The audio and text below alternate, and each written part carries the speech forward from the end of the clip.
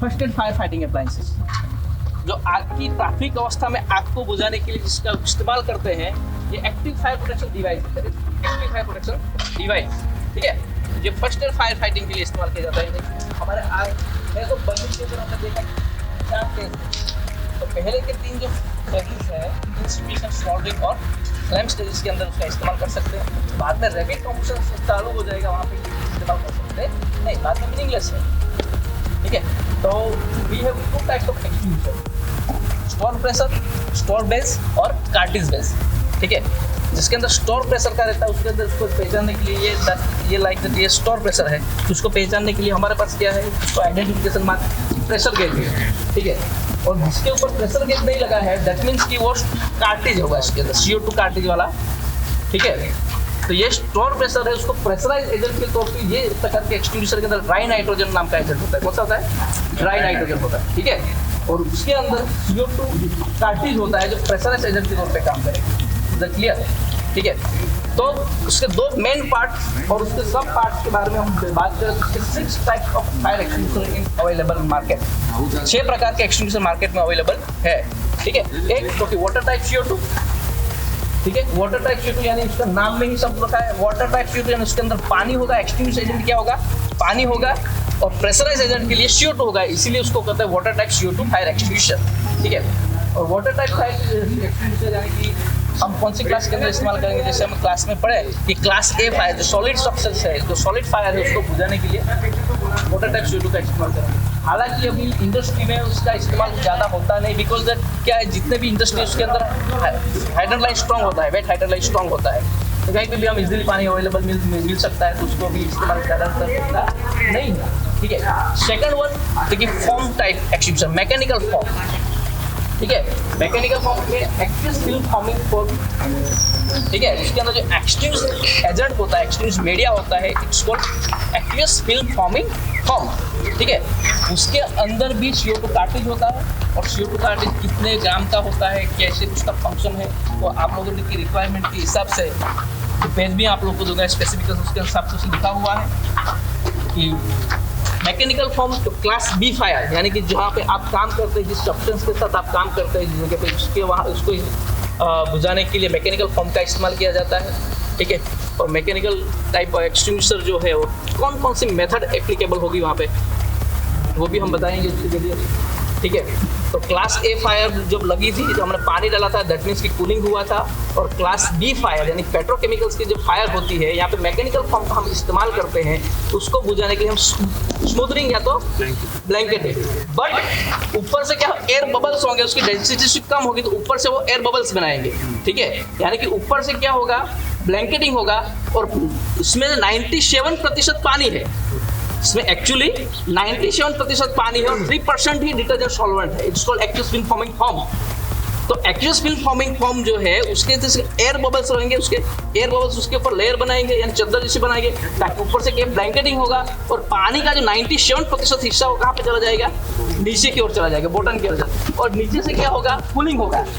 और यानी कि ये हाईली फ्लेमेबल जो पेट्रोकेमिकल्स की फायर है, उसको बुझाने के लिए 2 टाइप की मेथड का इस्तेमाल होगा, पानी नीचे से कूलिंग करेगा और ऊपर से वो ब्लैंकेटिंग करेगा। थर्ड वन इज CO2, ठीक है। CO2 carbon dioxide, carbon dioxide आमतौर पे इस्तेमाल करते हैं इलेक्ट्रिकल फायर पे और गैसियस फायर के अंदर एप्लीकेबल है, ठीक है।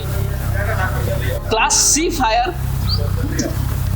जो गैसियस फायर है, गैस के अंदर कोई भी गैसेस के अंदर फायर होगी, तो उसको बुझा सकते हैं क्या, बुझा सकते हैं, कंट्रोल कर सकते हैं, बट बुझा सकते हैं। उसको कंट्रोल करने के लिए क्या करेंगे, हम स्टारवेशन करेंगे। अगले वाला जो भी हमारा टर्मिनेटर होगा, वहाँ पे हम उसको बंद करेंगे, आइसोलेशन करेंगे वाल को, यानी कट ऑफ करेंगे, जो सोर्सेज है उसको सोर्सेज को खत्म करेंगे, यानी कि उसके ऊपर जिस ये प्रकार का एक्सटिंग्विशर जो है वो सिर्फ और सिर्फ उसको एक कंट्रोल करने के लिए, उसको आगे बढ़ावा ना दे, इसलिए उसको करेंगे, लेकिन उसको बुझाने का पॉसिबल है नहीं। बाकी जो आप लोगों ने भी सुना है, हम लोगों ने पढ़ा भी है, आप मुझसे सीनियर भी है बहुत कुछ, तो जो पेट्रोकेमिकल्स की जो फायर होती है वो सालों तक, महीनों तक चलती रहती है, जब तक वहाँ पे सोर्सेज खत्म नहीं होगा तब तक वो बुझती नहीं है। उसके बारे में बहुत अच्छा है, जो नॉलेज भी हम लोगों को, जब भी आपको टाइम मिले तो सर लोग पूछिएगा सीनियर्स को। ONGC वेल फायर कभी बुझती नहीं है, ठीक है। जब खत्म हो जाएगा आइसोलेट करके तभी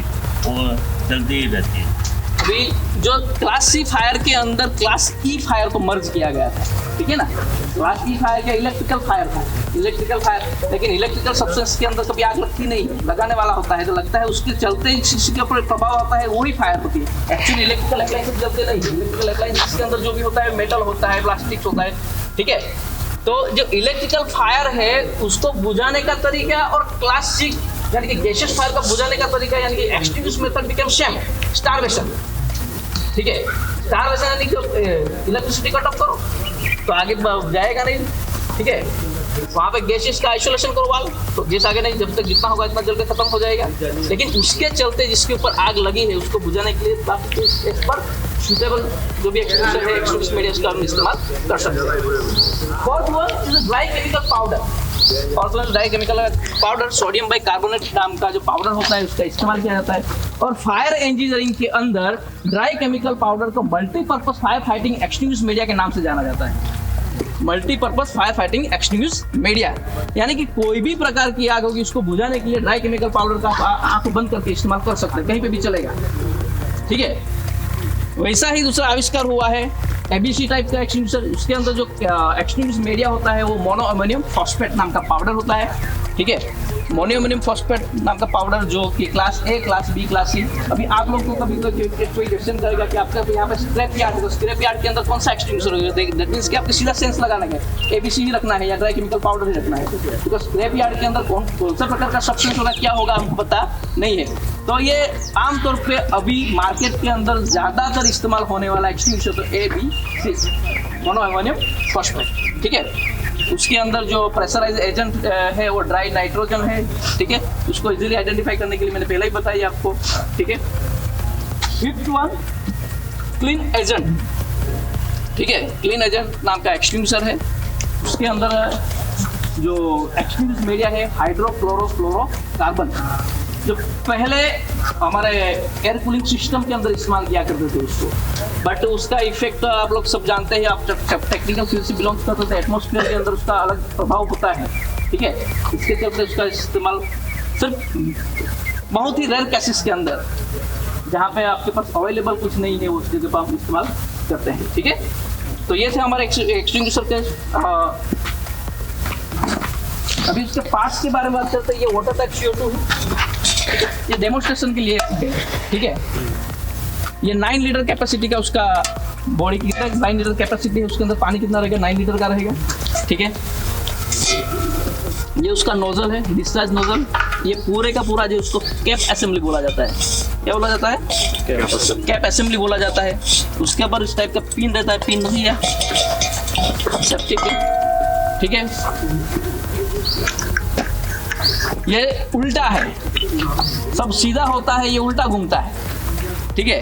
ये उसकी जो मोनोपोली होती है ना बनाने वालों की, ये सब कोई भी चीज़ हम टाइट करेंगे कैसे कैसे जाएंगे, क्लॉकवाइज, ठीक है। तो ये एंटी क्लॉकवाइज जाने वाला है, ठीक है। तो ये है CO2 कार्टिज, क्या है ये CO2 कार्टिज, इसका वेट है 60 ग्राम, ठीक है।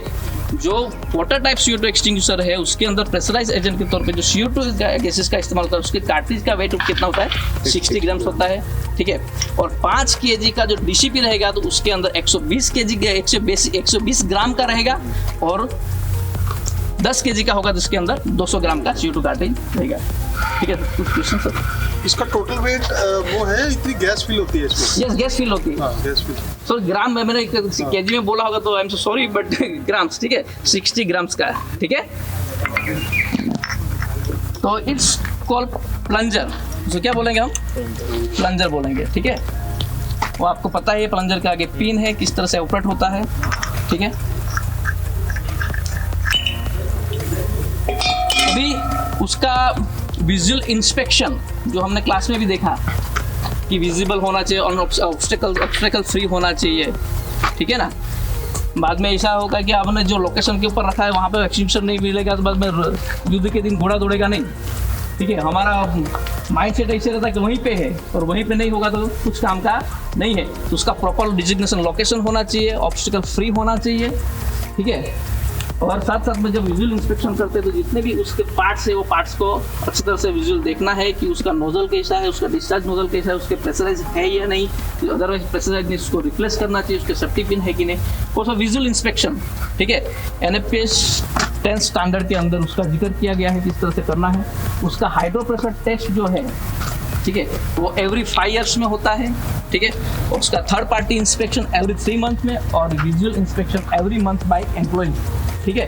तो ये उसका इंस्पेक्शन और टेस्टिंग का है, ठीक है। रिफिलिंग का कोई डेट मेंशन नहीं है क्योंकि आज खत्म किया तो कल भी आपको थोड़ा रिफिल करना पड़ेगा, इसलिए उसका कोई ये है नहीं। लेकिन मानो कि आपके यहाँ पे एक्सटिंग्विशर है और वो एक्सटिंग्विशर के अंदर यूज़ नहीं हुआ है, 3 साल तक ऐसे ही पड़ा है, तो उसको डेफिनेटली उसको चेक करके उसको देखना चाहिए, उसकी स्ट्रेंथ को देखना चाहिए, उसके बाद ही उसका इस्तेमाल कर सकते हैं, ठीक है। जो ये केसेस के अंदर जो 3 साल तक उसका इस्तेमाल नहीं होता है, ऐसे एग्जिस्टिंग पोजीशन पे रहता है तो, ठीक है। और उसको ऑपरेट करने के टाइम पे कौन कौन सी चीज़ें की सावधानी रखना चाहिए, that is the very important, ठीक है। उसको ऑपरेट करने के लिए जो पास्ट मेथड है हमारे पास, लास्ट मेथड को भूल जाओ, लेकिन उससे पहले कि क्या हमको कीप इन योर माइंड कि ऑलवेज हमको कौन सा माइंड के अंदर क्या रखना है। जो फायर फाइटर जो भी होता है वो फायर फाइटर क्या करता है, पहले क्या उसको विजन क्या होता है, भागने का, बराबर, भागता नहीं है लेकिन खुद को बचाने का होता है, ठीक है। तो जब जब आप फायर फाइटिंग करने के लिए जाते हो तो आपका पहला ही विजन, पहला ही फोकस किसके ऊपर, विंड शॉक के ऊपर होना चाहिए। कहाँ पे होना चाहिए, कहाँ पे होना चाहिए, विंड शॉक। वो आपको क्या बताएगा कि हवा का बहाव कहाँ पे है, ठीक है। उसके ठीक ऑपोजिट में जाके आपको फायर फाइटिंग करना है, ठीक है, ताकि आप भी सेफ और फायर भी बुझ जाएगी। और एटलीस्ट 6 मीटर की दूरी पर रह के आपको फायर फाइटिंग करना है। कितना, एटलीस्ट 6 मीटर की दूरी पे यहाँ तक फायर फाइटिंग होता है, उससे नजदीक भी जा सकते हैं, लेकिन ये ऐसा है कि लिखा हुआ ऐसा है कि 6 मीटर तक ये उसका जेट रेंज है, तो डेफिनेटली यहाँ तक आपका फायर फाइटिंग कर सकते हो। नजदीक में जाकर छोटी मोटी फायर के लिए, छोटी बात के लिए तो डेफिनेटली उसके नजदीक में बेस में जाकर फायर फाइटिंग कर सकते हो, लेकिन ये उसका 6 criteria, gate range 6 meter gate range, यानी कि यहाँ से 6 मीटर तक गेट जाएगा, ठीक है, ओके। ये करने के बाद पास मेथड क्या है, पास यानी what is pass, full aim, खींचना क्या है, एम्बिशन, गोल कहाँ पे है, बराबर, फायर का बेस कहाँ पे, उसके ऊपर टारगेट करना है, झाड़ू जैसा लगाना है। लेकिन सभी एक्सटिंग्विशर के अंदर झाड़ू नहीं मार सकते, सभी एक्सटिंग्विशर के ऊपर झाड़ू नहीं मार सकते, सभी जो भी फायर हो जिसके ऊपर झाड़ू मारना है, फायर बुझेगी नहीं। अभी मानो कि आपको फोम का इस्तेमाल करते, फोम लिक्विड फायर के ऊपर बेस के ऊपर जाके फायर फाइटिंग नहीं, उसका बेस आपको मिलने वाला ही नहीं है, ठीक है। तो वैसे केसेस के अंदर कोई भी नजदीक जो भी सरफेस के ऊपर